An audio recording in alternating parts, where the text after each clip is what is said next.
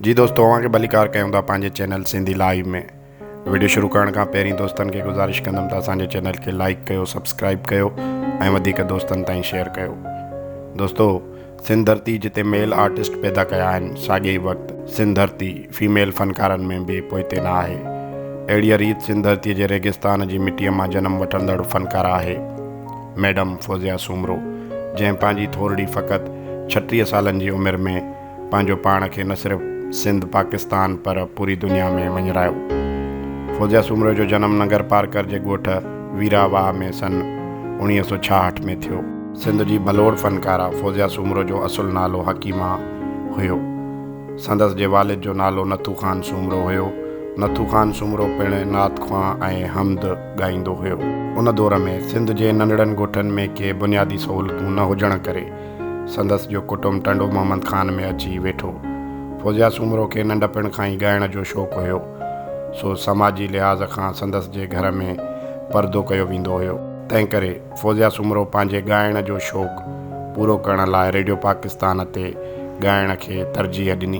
अहिड़ी रीति उहो पंहिंजे पहिरीं ऑडिशन यानी आज़माइश में नापास थी, पर हिन हिमत न हारी। अहिड़ीअ रीति मोहतरम नसीर मिर्ज़ा हिन खे रेडियो पाकिस्तान ते मुतारिफ़ करायो ऐं फ़न सां दिलचस्पी ऐं लाज़वाल हुनर ऐं हिकु अलॻि अंदाज़ जे करे हिन जो पहिरियों ॻायल कलाम बेक़दरा क़दुरु न कयड़ी को तमामु मक़बूल थियो ऐं हुन जो आवाज़ु पूरी सिंध में मशहूरु थियो। जी दोस्तों, बाद में फौज़िया सूमरो जी मुलाक़ात उस्ताद ग़ुलाम हुसैन कलेरीअ सां रेडियो पाकिस्तान में थी, जंहिं हिन खे मुकमल फ़नी सिख्या ॾिनी। उन खां पोइ साईं बेदल मसरूर साहब फौज़िया सूमरो खे टीवीअ ते मुतारिफ़ करायो। फौज़िया सूमरो न सिर्फ़ु पाकिस्तान पर सऊदी अरब, भारत, दुबई ऐं ॿियनि खोड़सारनि मुल्कनि में पंहिंजे फ़न जो मुज़ाहिरो कयो। फौज़िया रेडियो, टीवी, स्टेज ऐं कैसेटुनि जी दुनिया में तमामु घणा कलाम ॻाया ऐं मशहूरी माणी।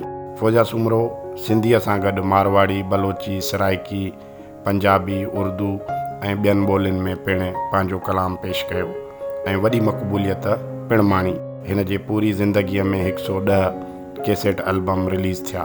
मौसीक़ी जी दुनिया में फौज़िया सूमरो उस्ताद मजीद ख़ान ऐं ग़ुलाम हुसैन कलेरीअ खे पंहिंजा उस्ताद मञींदी हुई। सन 1993 में हिन जी शादी मिस्री सथियो सां थी। फौज़िया सूमरो पंहिंजी ज़िंदगीअ में केतिरनि ई शाइरनि जी शाइरी ॻाई, पर सभ खां वधीक शाह अब्दुल लतीफ़ भिटाई, बिलावल ओठो, शेख अयाज़, साईंदाद सांद, ग़ुलाम हुसैन कलेरी ऐं अली मोहम्मद उॾेराईअ खे ॻायो। फौज़िया सूमरो पंहिंजे फ़न लाइ मुख़्तलिफ़ एवार्ड पिणु माणिया, जहिड़ोकि रेडियो पाकिस्तान तां excellence award, Shah Latif award, मिस्री शाह एवार्ड ऐं ॿिया केतिरा एवार्ड पिणु माणिया। फौज़िया सूमरो जो इंतकाल फ़क़ति 36 सालनि जी ॼमार में 2 सेप्टेम्बर 2002 में कराचीअ जी सिविल अस्पताल में थियो। फौज़िया सूमरो जा कुझु मशहूरु कलाम हिन रीति आहिनि: बेक़दरा क़दुरु न कयड़ी को, हाल मुंहिंजा केरु पुछंदो केरु आहे मुंहिंजो हिते, तुंहिंजे कूड़नि वाइदनि ते। जी दोस्तों, त हीअ ई मालूमात सिंध धरतीअ सां तालुक़ु रखंदड़ हिकु भलोड़ फीमेल फ़नकार जे बारे में। उमेद कयूं था त असांजो वीडियो अव्हांखे पसंदि आयो हूंदो। दोस्तनि खे गुज़ारिश कंदुमि त असांजे चैनल खे लाइक कयो, सब्सक्राइब कयो ऐं वधीक दोस्तनि ताईं शेयर कयो। वॾी महिरबानी, लख थोरा, जी लतीफ़, जय झूलेलाल।